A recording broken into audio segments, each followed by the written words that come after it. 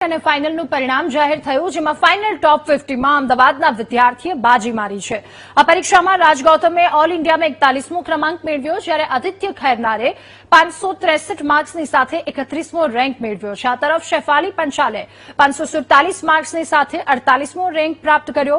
ફાઇનલમાં અમદાવાદ ચેપ્ટરનું પરિણામ 44.39 આવ્યું, તો ઓલ ઇન્ડિયા 38.2% પરિણામ આવ્યું। ઇન્ટરમીડિયેટનું અમદાવાદ ચેપ્ટરનું પરિણામ 32.38% અને ઓલ ઇન્ડિયાનું પરિણામ 27.63% જાહેર થયું।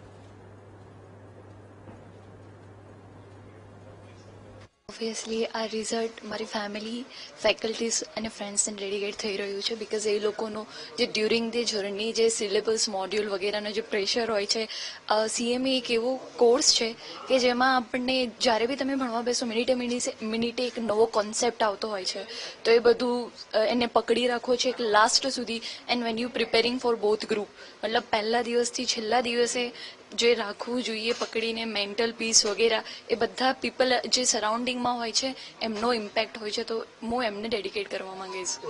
ફાઇનલનું રિઝલ્ટ આવી ગયું છે। હવે અમદાવાદ ચેપ્ટરથી STBની ટ્રેનિંગ કર્યા પછી ઇન્ટરવ્યૂ માટે અપિયર થઈશ, જ્યાં અહીંયા અમદાવાદ ચેપ્ટરમાં જે પ્લેસમેન્ટ થવાના છે એમાં પેરેન્ટ્સનો ખૂબ જ સપોર્ટ રહ્યો। પેરેન્ટ્સના સપોર્ટ વિથઆઉટ ક્લિયર કરવું ઇઝ નોટ પોસિબલ। એમનો ખૂબ જ સપોર્ટ રહ્યો છે। ઇવન ઇફ રાત્રે 2-3 વાગ્યા સુધી પણ એ લોકો મારી સાથે જાગ્યા છે, તો ખૂબ જ સપોર્ટ રહ્યો છે।